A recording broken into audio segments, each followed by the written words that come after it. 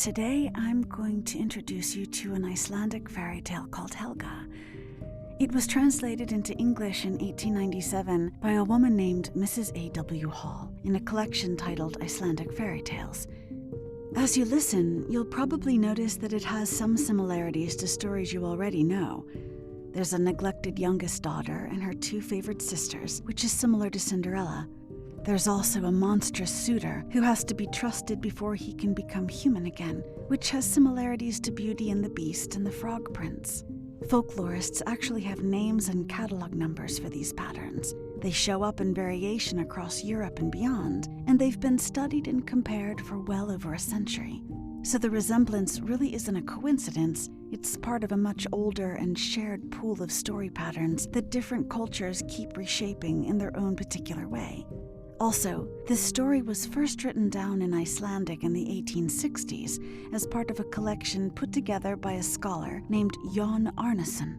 When Mrs. Hall translated and edited it for English readers in 1897, she changed the names of the characters, and by her own admission in her preface, she smoothed out the parts of the story that she thought were too scary for children at the time.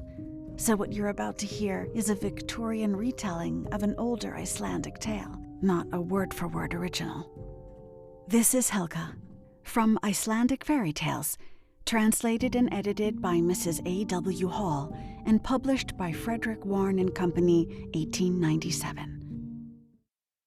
An old man and his wife once lived in a cottage beside the sea, far away from any other habitations.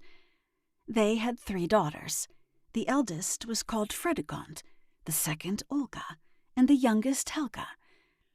Now, although the parents were not rich, owning only a few acres of land, which they tilled themselves, Fredegond and Olga were treated as if they were princesses. They never did any work, but sat all day amusing themselves and decking themselves in any finery their father brought them home from the neighboring town, whilst Helga, who was far more beautiful and clever than either of her sisters, was always kept in the background. She never shared in any pleasures that her elder sisters often enjoyed.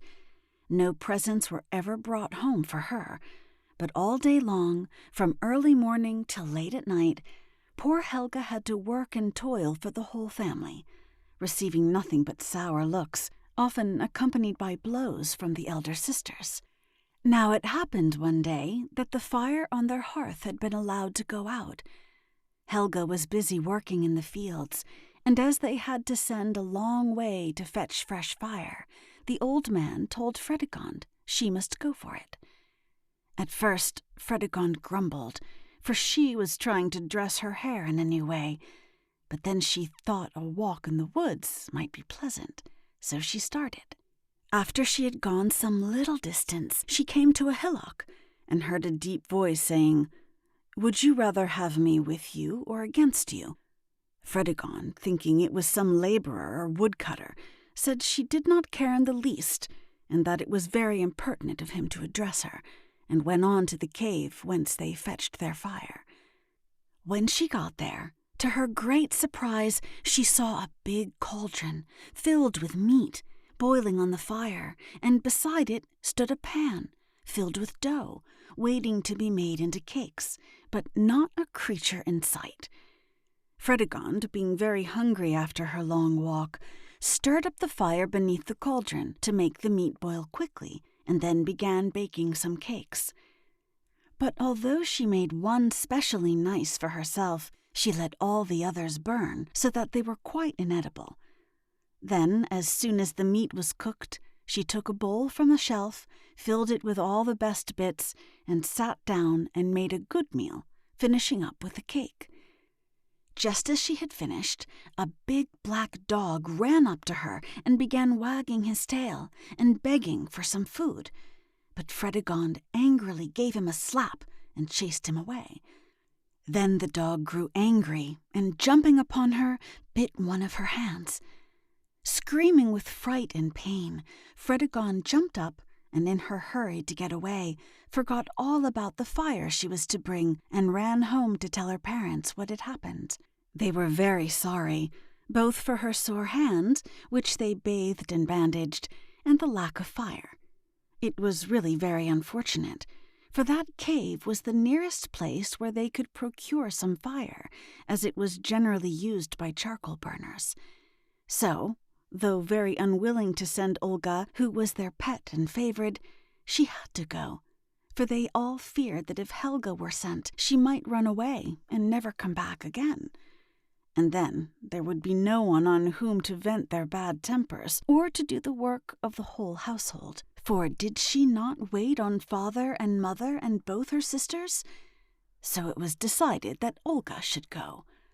But alas, Olga fared even worse than her sister.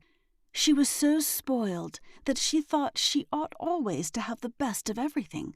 So when she reached the cave, she too helped herself to all the best bits of meat, and making a nice cake for herself, threw the rest of the dough on the fire. Then, when the dog came up to her and wagged his tail and sat up and begged for some food, Olga took up some of the boiling broth and threw it on him.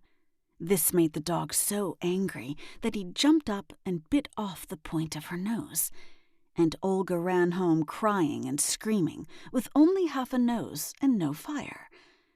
This time, the parents were quite beside themselves with anger and decided that Helga must go and fetch the fire. If she succeeded, well and good, and if not, why, the dog might eat her for all they cared. It would be a good riddance. So taking up the big fire shovel, Helga went on her way to the cave. As she passed the hillock, she too heard a voice saying, "Would you rather I was with you than against you?" To this question she answered, "A well-known proverb says, 'There is nothing so bad that it is not better to have it on your side than against you.' So, as I do not know who you are who ask me this question, I would rather that you were with me than against me." And hearing nothing further, and seeing no one, Helga continued her way till she reached the cave. Here she found everything the same as her sisters had done.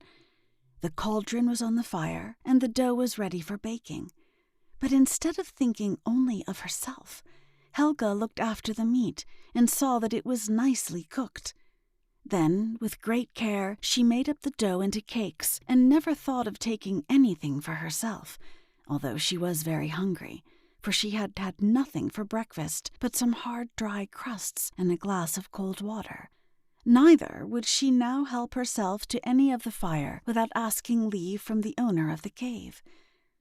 Feeling very tired after her long walk, Helga sat down on a bench to rest.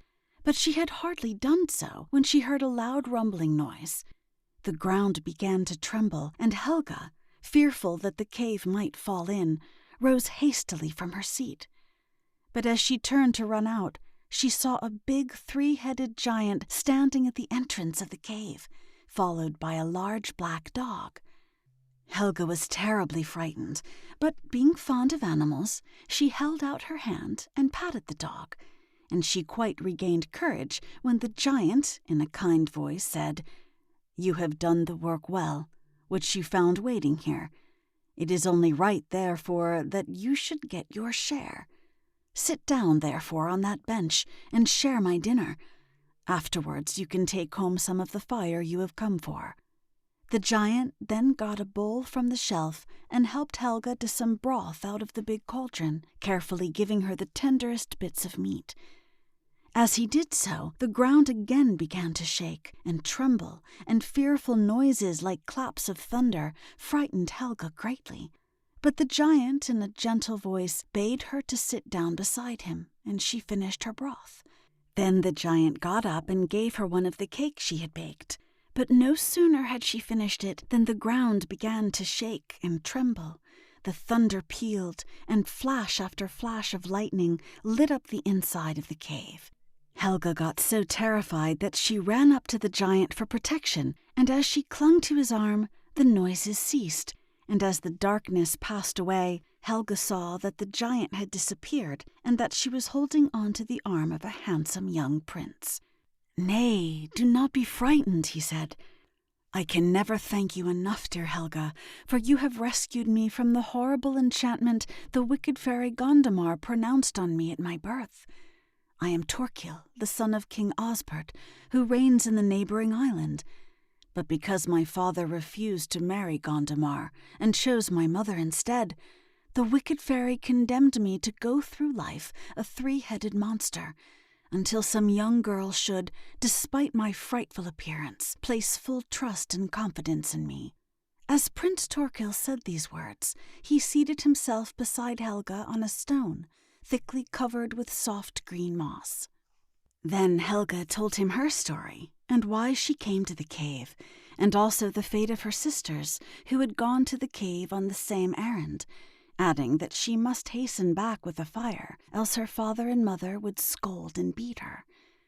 "You shall not be ill-treated any more," replied Torkil, and he went back to the back of the cave and presently returned, carrying a casket and a small bundle in his hands. "See, this casket contains gold and pearls and precious stones," he said. "You can give some of these to your sisters, but this," and he placed the bundle on a stool, "you must wear under your own dress when you get home, and be very careful that no one sees it." So saying, he undid the bundle and unfolded a beautiful dress of cloth of gold, all worked with silver and precious stones. Helga could not repress a cry of admiration when she saw the lovely gown, and warmly thanked the prince for all his beautiful gifts. Torkil then filled her fire shovel with burning coals and carried it for her some part of the way home. But when they came in sight of the cottage, he stopped, and taking her hand, placed a heavy gold ring on her finger. "Keep this ring, dear Helga," he said, "and let no one take it from you.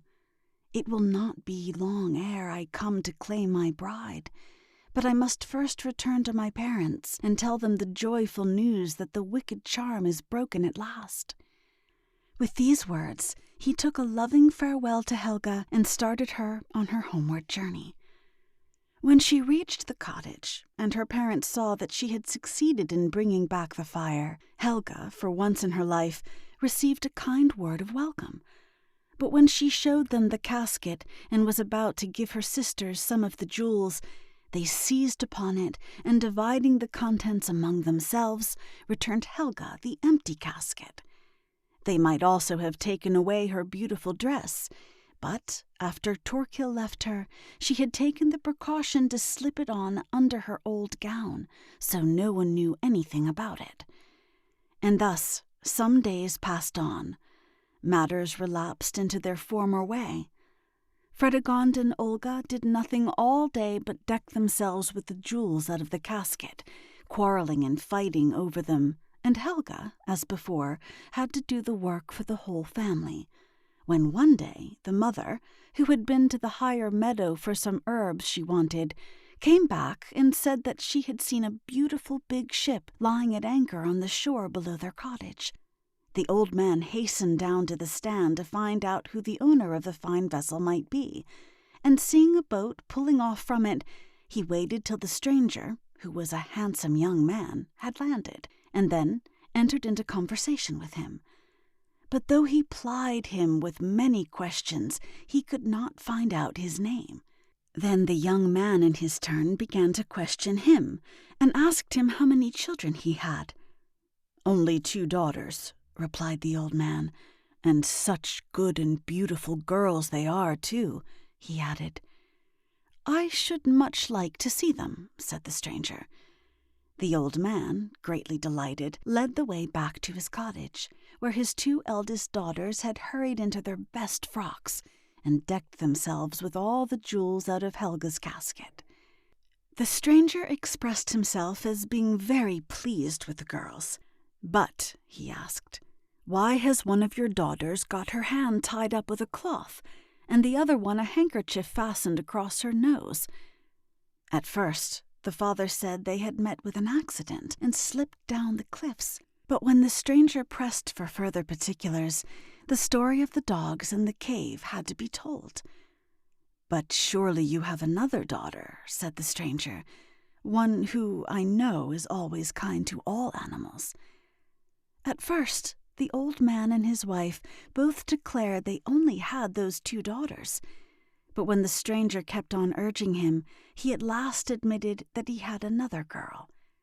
"But she is so ugly, lazy, and wicked," he added, "that she is more like some wild animal than a human being." But the stranger said he did not mind it at all, and that he must see her. So the old man was obliged to at last call Helga. The poor girl came out from the kitchen dressed just as she was, in her shabby old dress, when the young man went up to her, and as he took her hand, the ragged old gown slipped from her shoulders, and there, to the astonishment and rage of the sisters, stood Helga, arrayed in the beautiful garment the prince had given her. Prince Torkil berated the old man and the two wicked sisters soundly for all their unkindness to Helga, but also he made the sisters give up all the jewelry they had taken from her.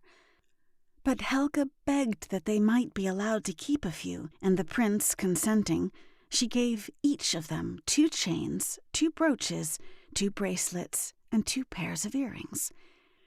Then Torkil led Helga down the shore and took her on board his beautiful ship, where his sister gave her a kindly welcome. And when they reached his own country, King Osbert and the queen prepared a great wedding feast, and Torkil and Helga were married and lived long and happily together. And that's the end of Helga. I hope that you'll like and subscribe to my channel, because I'm researching these different folk tales and learning about it as I go. And I just want to share with you what I learn, and a little bit of a story that you could read if you want some relaxation, or maybe if you're going to sleep.